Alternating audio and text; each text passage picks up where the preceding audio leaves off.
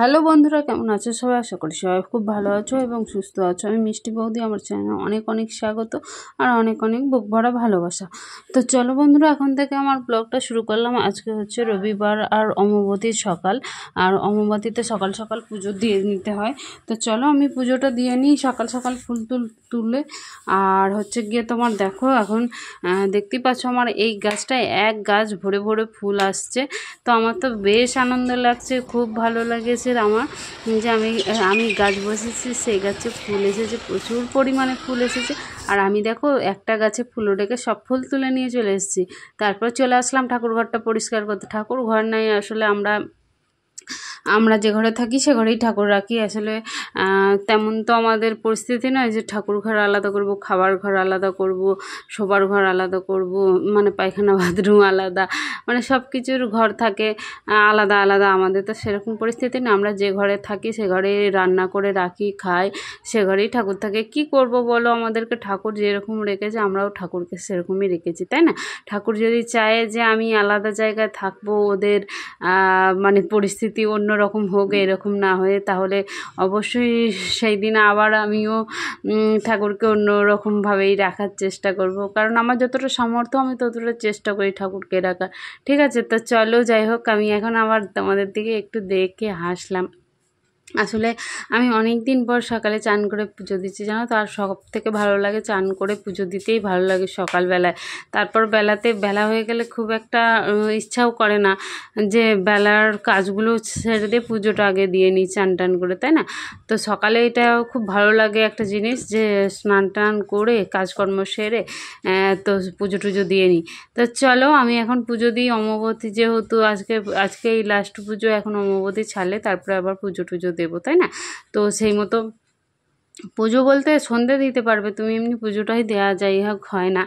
আর বড়মশাই বললো তুমিও খুব ভালো করেছো, আর আমাদের তো লাল শাড়ি নেই, তুমি একটা বরঞ্চ লাল কাপড় কিনে আনবে। এগুলো মানে মাদের ঢাকা দিয়ে দিতে হয়, মানে ঠাকুর যেখানে আছে না সবাইকে ঢাকা দিয়ে দিতে হয়। যাই হোক চলো, এখানে আমি তুলসী মন্দিরে এসেছি জল দিতে। আর আমার পিছনে দেখতে পাচ্ছি চারিদিকে কাজ হচ্ছে, মহিলা কাজ করছে, ওইদিকে মিস্ত্রি কাজ করছে, আমার পিছনেও একজন মাস্টারমশাই বাড়ি বানাচ্ছে। আমাদের পিছনের জায়গাটা বিক্রি হয়ে গেছে, মানে আমাদের জায়গা না ওটা, আর কি বলছি যে আমার পাশেই তো, সেই জন্য আর কি বললাম। আর এই পাশে দেখো আমি তারপরে চা বানাতে চলেছি পুজো টুজো দিয়ে। আর আমি কিন্তু স্নানই করেছি, জানো তো, এমনি মুখ জল কুচকুচি করেছি, যে মুখটা ধুয়েছি, বাসি মুখ যেটা সেটা ধোয়া হয়ে গেছে, কিন্তু ব্রাশ করিনি আমি। তাতে পুজো টুজো আমার সব সারা হয়ে গেল। তো এখন আমি সব পুজো কমপ্লিট করে ভাত বসিয়ে, তারপরে চা বসিয়ে, তারপরে আমি ব্রাশ করছি। আর আসলে ওই কাজগুলোই আগে। তো আমি ব্রাশ শান্তিমতো মনের সুখে না করতে পারলে আমার না ভালো লাগে না। ওই জন্য ব্রাশটা আমি না, যখন আমার কাজকর্ম পুরো সারা হয়ে যায় আমি সেই টাইমে ব্রাশ করি, তাহলে আমার নিজের ইচ্ছা মতো ব্রাশটা ভালো করে করতে পারবো। আর ব্রাশ সারাদিনে একবার করা হয়, যদি ভালো করে না করি কেমন লাগে, তাই না? সারাদিনে একবার বলতে দেখো, সারাদিনে একবারই তো, সকালে আর রাত্রেবেলা খাই, খেয়ে দিয়ে একটুখানি রগড়াই। তবে সব দিন না, আমি সত্যি যেটা সেটাই বলবো, মিথ্যা কথা বলবো না। আর রাত্রেবেলা যে প্রতিদিনই ব্রাশ করি সেটা না, কোনো সময় করি, মানে প্রতিদিন নয়। যেদিন ধরো দাঁতে টাতে লাগে বা মনে হয় দাঁতের মধ্যে কিছু ঢুকে আছে, সেই টাইমে আমি একটুখানি আসলে দাঁতটা ব্রাশ দিয়ে রগড়ে নিই। তো চলো তারপর চা খেতে চলে আসলাম। দেখতেই পাচ্ছ চা আর বিস্কুট নিয়েছি, আমি এখন মগ ধরে বসেছি চা আর বিস্কুট খেতে। আর আমার রান্নাঘরটা না এমনই, দেখতে পাচ্ছ কতটা অন্ধকার, মনে হচ্ছে রাতের ছবি, কিন্তু রাতের না, আসলে এটা সকালবেলার। তাও এইরকম ধরা দশটা। দেখো চারিদিকে ও জানলা টানলা খোলা, রোদ বের হচ্ছে। আর এই পাশে দেখো ওইদিকের জানলাটাও খোলা আছে, আর এই পাশের জানলাটাও খোলা আছে। দেখছো রোদে কিছু দেখা যাচ্ছে না, ওই পাশে ক্যামেরাটা রেখেছি।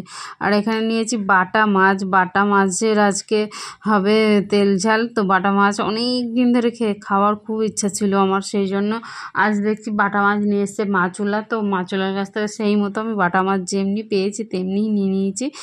তারপরে নুন হলুদ মাখিয়ে চলে আসলাম ঘরটা মুছতে, বাসি ঘর যেহেতু মুছে দিই।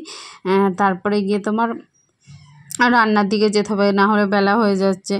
আর ওই ঘরটা মুছে দিয়েছিলাম, কারণ ও ঘরে পুজো টুজো হচ্ছিলো তো, ওই জন্য ও ঘরে মুছা, ঝাড় দেওয়া, ঘরের বিছানা ঝাড়া, ওই ঘরের সমস্ত কাজটাই হয়ে গেছিলো।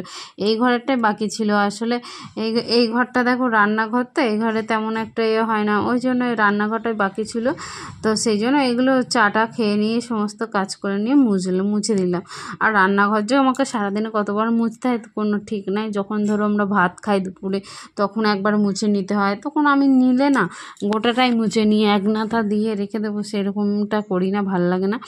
তো গোটাটাই মুছে দিই ধরে। তাহলে সারাদিন আমি মনে হয় রান্নাঘরটাকে 5 বার মুছি, রাতে মুছি, রাতেও তো ভাত খাওয়া দাওয়া হয় তখন একবার মুছে দিই, দুপুরে মুছি, সকালে মুছি।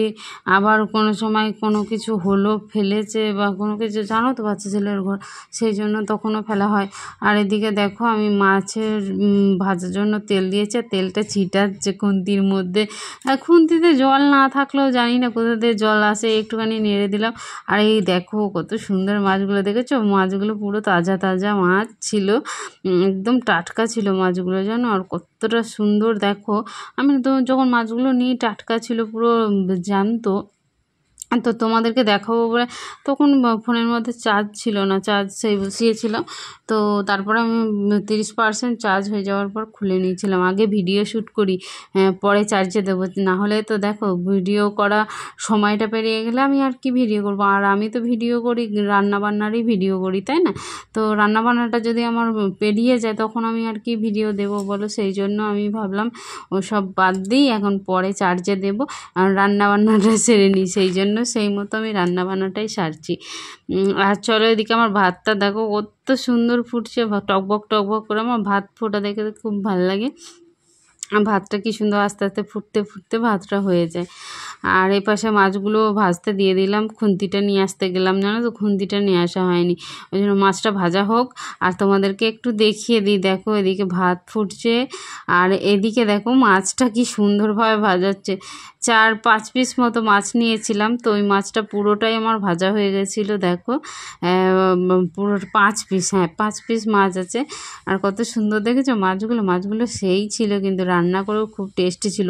আর এই মাছ জানো তো কচু দিয়ে যদি ঝোল করা হয় না, বাসি মাছটা, মানে ধরো কি বলবো তোমাদেরকে, আজকে ধরো যেই মাছগুলো নিলাম, নিয়ে যদি ভেজে রেখে দিই, আগে তো ফ্রিজ ছিল না, আগে তো এরকম করেই খেতাম, খুব ভাল লাগতো খেতে, জানো এত টেস্ট হতো কি বলবো তোমাদেরকে। কচু দিয়ে, বেগুন দিয়ে আর এই মাছ দিয়ে যদি ঝোল করা হয় না, খুব সুন্দর খেতে, খুব দারুণ। আগের দিনগুলো মনে হয় সত্যি, যেমন কষ্টও ছিল বেশি, আগে আরও বেশি কষ্ট ছিল, তো কষ্টও ছিল তেমন, জিনিসপত্রও খুব ভালো লাগতো খেতে করতে। আগের দিনগুলো কষ্ট মানে ভীষণ কষ্ট ছিল। আগে ধরো আমাদের গ্যাস ছিল না, বাঁশ পাতা কুড়িয়ে নিয়ে এসে আমি রান্না করেছি, জানো? তোমরা হয়তো বিশ্বাস করবে না, আমি বাঁশ বাগান থেকে গিয়ে কুড়িয়ে নিয়ে এসে ঝাড় দিয়ে তারপরে রান্না করেছি। কি করব বলো, অনেক কষ্টের দিন ছিল। এখন তবু ঠাকুরের ইচ্ছায় আমাদের বাবু হবার পরে একটু একটু করে তবু পরিবর্তন হয়েছে। যাই হোক চলো, মাছগুলো ভাজা হয়ে গেল বকতে বকতে। আর এখানে আমার মশলা হয়ে গেছে, দেখো এখানে মশলায় কি দিয়েছি বলো তো? পোস্ত বেটেছিলাম, পোস্ত খানিকটা এর মধ্যেই ছিল, পোস্তটা আমি ইচ্ছা করেই রেখে দিয়েছিলাম অল্প একটু। আমার না মাছের ঝালে পোস্ত দিতে খুব ভালো লাগে, যেন অল্প, বেশি না, মানে অল্প পরিমাণে পোস্ত আর সর্ষে, আদা, রসুন আর কাঁচা লঙ্কা, ঠিক আছে, এগুলো দিয়ে সর্ষে এইসব দিয়ে একদম মিক্সড করে নিয়েছিলাম, পেঁয়াজ সব দিয়ে দিয়েছিলাম, দিয়ে মিক্সড করে নিয়েছি। আর এদিকে লবণটা দিতে ভুলে গেছিলাম, লবণটা দিয়ে দিই, নয়তো আবার মানে লবণ ছাড়া তরকারি হয়ে যাবে। আর যত কিছুই দাও লবণ না দিলে কখনোই টেস্ট হবে না, তো সেই মতো লবণটা ভুলে গেলে হবে না। এই যে আমি মশলা দিয়ে দিয়েছি, এবার যেহেতু সব কিছু একদম মিক্সড করা, ওই জন্য সেহেতু কী বলো তো কেমন একটা লাগে না, পেঁয়াজ থাকলে একটা ভাজা ভাজা ইয়েটা হয়। আর ওখানে ওর জন্য আমি আস্তে আস্তে করে গ্যাসটা কমিয়ে করব। আর এখানে দিয়ে দিচ্ছি তারপরে হলুদ গুঁড়ো, লঙ্কার গুঁড়ো, জিরের গুঁড়ো, ধনে গুঁড়ো, এগুলো সমস্ত দিয়ে দিচ্ছি, তুমি আস্তে আস্তে দেখতেই পাচ্ছ তোমরা। তো চলো মশলা গোটাই। আর আমার ভাত হতে প্রচণ্ড টাইম নেয়, বুঝতে পারছো? আমার 2-3টে মানে 5টা তরকারি হয়ে যাবে, তবুও আমার ভাত কমপ্লিট হবে না, এতটা সময় নেয়। আর আজকে আসলে কেন লেট হয়েছে বলো তো? আজকে ওই যে সকালবেলায় উঠে ঘুম থেকে উঠে আগে পুজোর জন্যই রেডি করতে গেছিলাম, সেই জন্যই লেটটা হয়েছে। ভাত বসিয়েছি আমি প্রায় 8টায় ভাত বসিয়েছি, তার জন্য একবারে সমানে মানে ভাতটা ফুটে যাচ্ছে। না হলে তো আমি দেখেছো যে ভাত ফুটে গেলে আমি নামিয়ে রেখে দিই, পরে তরকারি করে আবার ভাতটা বসাই। কিন্তু এখন আজকে যা কোনো উপায় নাই, ভাত বসিয়ে রাখলে মোটেও হবে না, তার জন্য আমি একবারে সমানে ভালোভাবে ফুটিয়ে নিয়েছি, যাতে ভাতটা যাতে করে একদম ঠিকঠাক হয়ে যায়। আর ভাত এই দুদিন দেখছি খুবই শক্ত, জানো। আজকেও তো দুপুরবেলা ভাতটা খেলাম, প্রচণ্ড শক্ত, প্রচণ্ড। এত শক্ত ভাত আমরা খাই না। বর তার জন্য বকাবকি করছিল, বুঝেছো, ভাত খাবো না, তুমি একাই খাও, তুমি রান্না করেছো, এখনও রান্না শিখলে না, বুড়ো হয়ে গেলে রান্না করতে পারো না, মানে কত কথা, অনেক কথা। তো ঠিকই বলেছে, আমার নিজেরও খারাপ লাগছিলো। আসলে তা না, ও খায় আমরাও খাই, যেই জিনিস খেতে অভ্যস্ত আমরা তো ধরো সেই জিনিসটাই খুঁজবো, তাই না। আমরা সত্যি মানে খুব যে শক্ত ভাত খাই সেটাও না, আর খুব যে নরম গলা ভাত খাই সেটাও না, মাঝারি, মানে খুব একটা নরমও হবে না, খুব একটা শক্ত হবে না, সেরকম ভাত খেতে আমরা ভালোবাসি। আর ওই ভাতটাই খাওয়া নর্মালি সবারই প্রয়োজন, ওই ভাতটাই ঠিক আছে। শুধু আমরা খাই বলে সেটা না, মানে দেখবো ভাত একটা হজম হওয়ার তো সময় লাগে। যদি এই শক্ত চালের ভাতটা খাও হজম হতে অনেক সময় লাগবে, ঠিক আছে। কিন্তু যদি নরমের মধ্যে খাও ভাতটা, দেখবে খুব তাড়াতাড়ি হজম হয়ে যাবে। তো চলো, আমি এখন দেখতেই পাচ্ছ তারপরে আলুগুলো ধুয়ে নিচ্ছি। আসলে পোস্তর আলু কেটেছিলাম, দেখলে তোমাদের দেখালাম তো যে পোস্তর আলু কাটছি। আর এদিকে দেখো পোস্তর আলুটা কাটা হয়ে গেছে, ধোয়া তো ছিল না, তার জন্য আমি এখন ভালো করে পরিষ্কার করে ধুয়ে নিচ্ছি। আর এদিকটা না খুবই অসুবিধা হয়ে গেছে, এই যে ঘোজটা আমি যেখানটা করে দাঁড়িয়ে আছি সেই পজিশনটা আসলে ঢোকাই যায় না। মানে দেখতে পাচ্ছ কতটুকু ঘোজ আছে। খেয়ে নে, তারপরে ফ্যান চালাবো। আমি এখন বয়স দিচ্ছি, খেয়ে নে তুই, পরে ফ্যানটা চালাচ্ছি আমি। তো ছেলে খেতে বসেছে, আমি এখন ভয়েস দিচ্ছি, সেই জন্য ওকে বলছি কি তুই খেয়ে নে, তারপরে আমি ভয়েসটা দিয়ে নিই, তারপরে দিচ্ছি। আসলে ও ও হচ্ছে গিয়ে ও ছিল না, খেলতে গেছিলো, তার জন্য হচ্ছে আরও বেশি। তাই এখন কটা বাজে জানো, 3টে বাজে। ও এখন সারাদিন মানে ঘরে ছিল না, এখন সেই 10টার সময় মুড়ি খেয়ে বেরিয়েছে খেলতে, এখনও আসছে 3টে বাজে, এখন চান করছে। আমি ওই জন্য বললাম তোর বাবা জানিস তো বাড়ি নেই, তাই নাহলে তোকে না ভালো করে দিত একদম পালিশ করে। তো যাই হোক চলো, ও খাচ্ছে খাক, আর একটু কষ্ট করে খেয়ে নিক। আমিও তো গরমের মধ্যে বসে আছি, কী করবো বলো, ভয়েসটা যদি না দেওয়া হয় ততক্ষণ। আর ফ্যানের আওয়াজটা বিচ্ছিরি ওঠে, আর নিজেরই ভিডিও দেখলে মানে খারাপ লাগে। যদি আমিই না শুনতে পারি তো তোমরা তাহলে কীভাবে শুনবে, তাই না। তো চলো, আমি দেখতেই পেলে ওই কড়াইয়ের মধ্যে আসলে সর্ষের তেলটা দিয়ে দিলাম, তারপরে রাঁধবো পোস্তটা।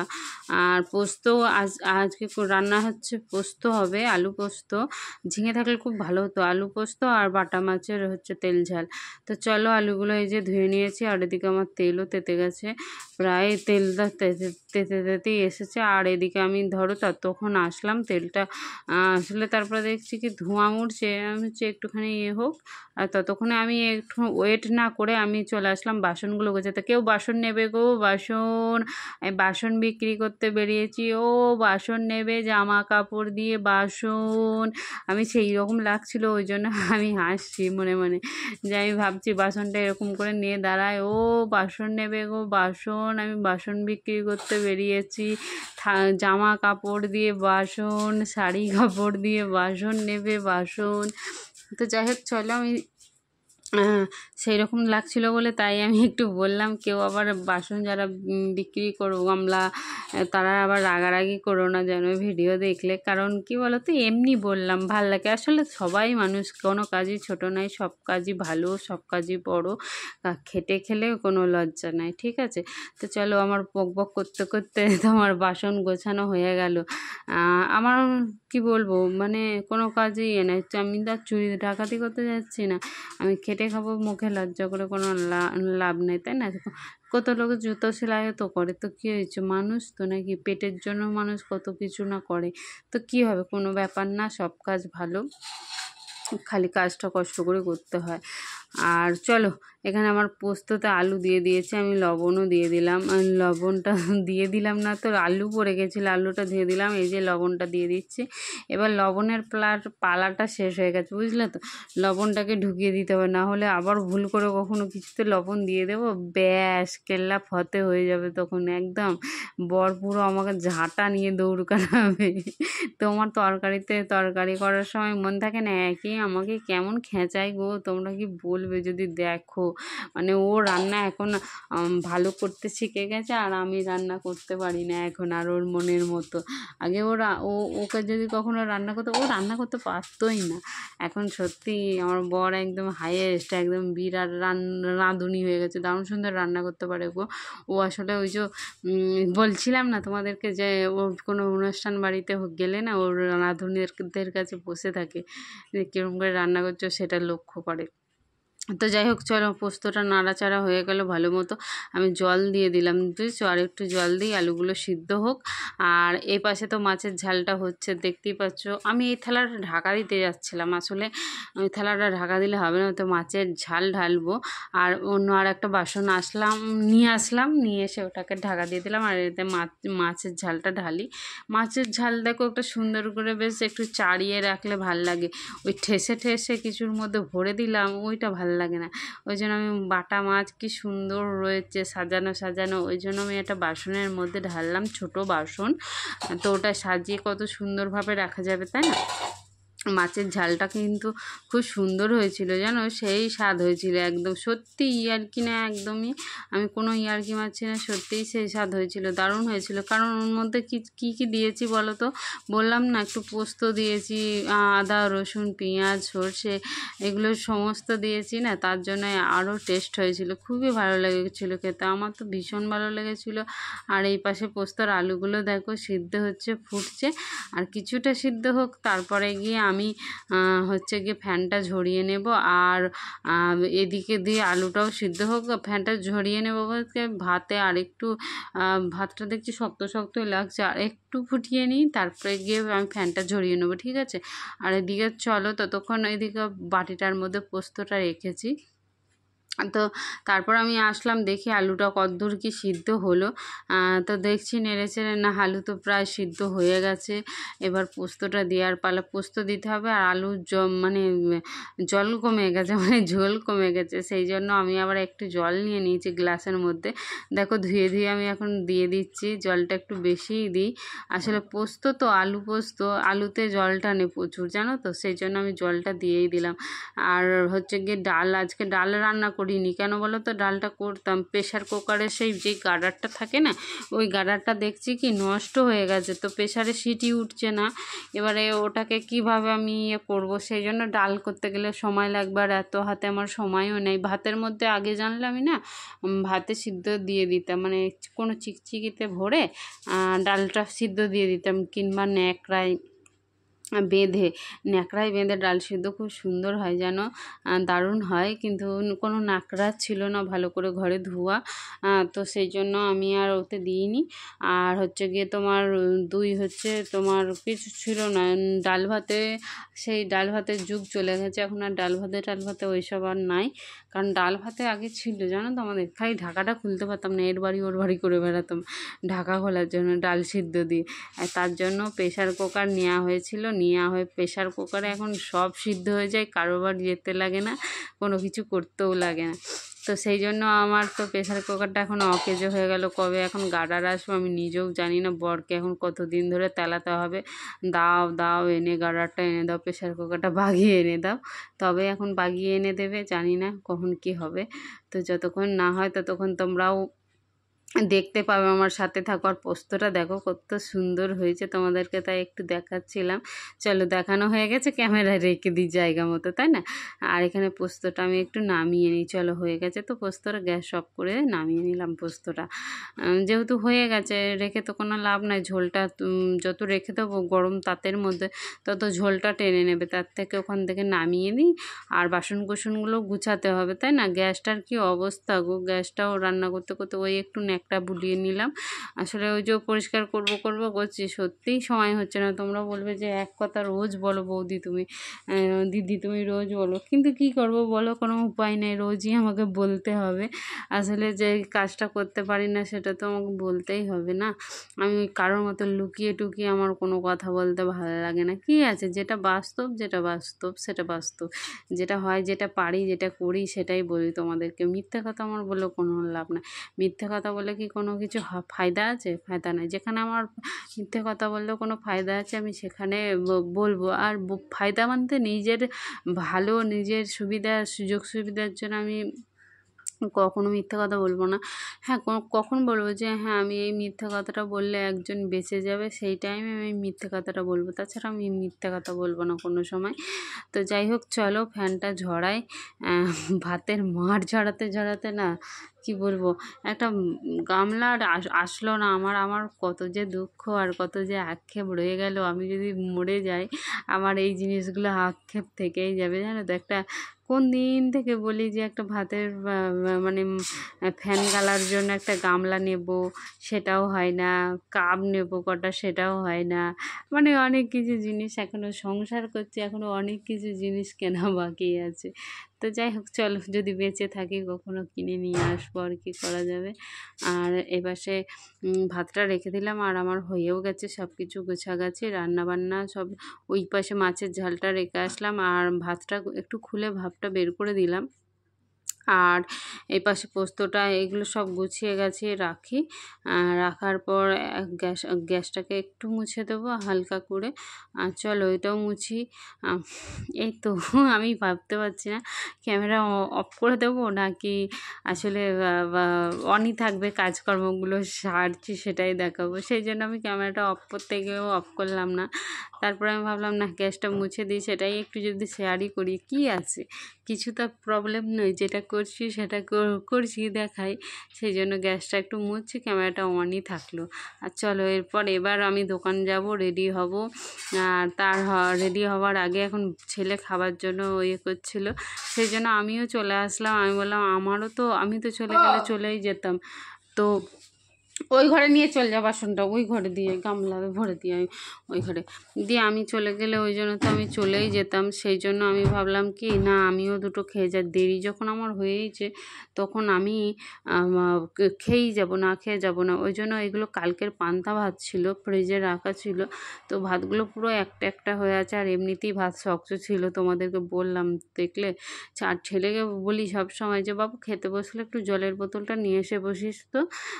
তো গরম, আমাদের এই ঘরে জল থাকে, তো এই যে জলটা রয়েছে, রোদ্দুর ওঠে কেমন বলো তো, গরম হয়েছে ফুটানো জলের মতো।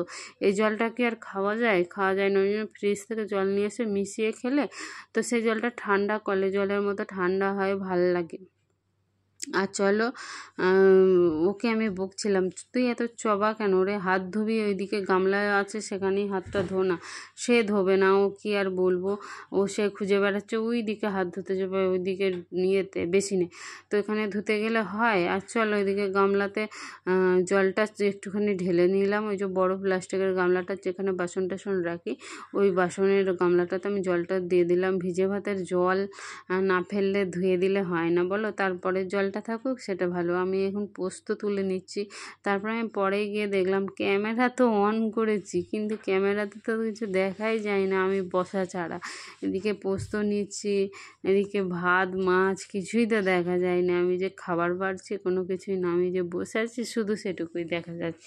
যাই হোক, চলো ক্যামেরা ধরাচ্ছি আর তাড়াতাড়ির সময়তে, আর ক্যামেরা যে কিভাবে রাখলাম সেটা আর নিজেই ঠিক করে দেখতে পারি না, আর আমাকে হেল্প করার মতো কেউ নেই। আর এমনিতেই বলি না, ক্যামেরা অন করলে হিংসায় মরে, তারপরে তোমার আবার ঠিক করে দিয়ে আর জ্বালা।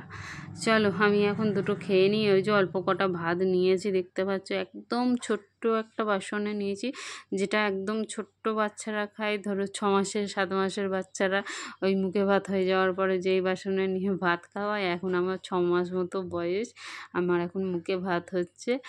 তো সেই জন্য আমি এখন খেতে বসেছি, বুঝতে পারছো। আর খেতে খেতে আবার ভাবলাম যে ও জল এনেছে, জল ভরা নাই বোতলের মধ্যে, অল্প একটু জল পড়ে আছে, ও তো জল নিয়ে বসবে না, ওই জন্য আমি খাবার মাখাতে মাখাতে আবার জলটা ভরতে গেলাম। কি করব বলো, যে এইসব কপাল কপাল করে এসেছি, আর কিছু বলার নেই। এখানে খাওয়ার জলও মানে এত কষ্ট যে খাবার জলের জন্য, জলের বোতল জল ভরবে না আর এখানে নিয়ে এসে ঠেসে দেবে। জল ঘরে আছে, তারপরেও জলটা ভরে আর খেতে পারবে না। চলো যাই হোক, চলো এখন খাওয়া দাওয়া করি। আমি কি করবো, প্রচণ্ড খিদে পেয়েছে। সকালবেলা 2টো বিস্কুট আর চা খেয়েছি, আর এখন বাজে প্রায় 9:30 ওপর বাজে, জানো তো। খিদে মানে এখন তো অল্প অল্প খিদে পেয়েছে, তারপরে দোকানে চলে গেলে যে এত পরিমাণ খিদে পাবে মানে বলে বোঝাতে পারবো না। তখন খাবারও কিছু থাকবে না, আর আমি বলতেও পারবো না যে খিদে পেয়েছে টাকা দেখো দুবেলা খাবারের আমার ভালো লাগে না, নিজেরই খারাপ লাগে বলতে। কোনো সময় বলি, কোনো সময় বলি না। আবার ওর মানে যে মালিক, তার এখন বাবার শরীরটা খুব খারাপ, তো সে এখন দৌড়োদৌড়ি করছে। দৌড়োদৌড়ি যতটা না করছে, টেনশনে একটা মাথার মধ্যে কাজ করে, তাই না? তো সেই জন্য আরও বলতে খারাপ লাগে। আর যাই হোক, চলো আমি এখন বর আসলো, বরকেও আবার ভাতটা খেতে খেতে আমি বেড়ে দিলাম। কি করব বলো, আমি খাচ্ছি দেখে ও এখন বাবা নিজেরা বসে পড়লো। এর আগে কিন্তু ও ভাত মুড়ি খেতে এসেছিল, ঘুরে গেল তরকারি হয়নি বলে। এখন দেখছি ও নেই, আমরা খেতে বসে গেছি, ওর তো আর একদম চোখ কপালে উঠে যাচ্ছে সেই সব দেখে। ওই জন্য আমি ভাবলাম না, দরকার নেই, হাতটা ধোয়া লাগবে না, বা হাতে তো কিছু খাইনি, আর খাবার দাবার তো আমরাই খাবো, অন্য লোকে তো খাবে না। সেই জন্য এখন ওকে ওই বাঁ হাতে করে মানে চাটু করে তুলে তুলে দিয়ে দিলাম।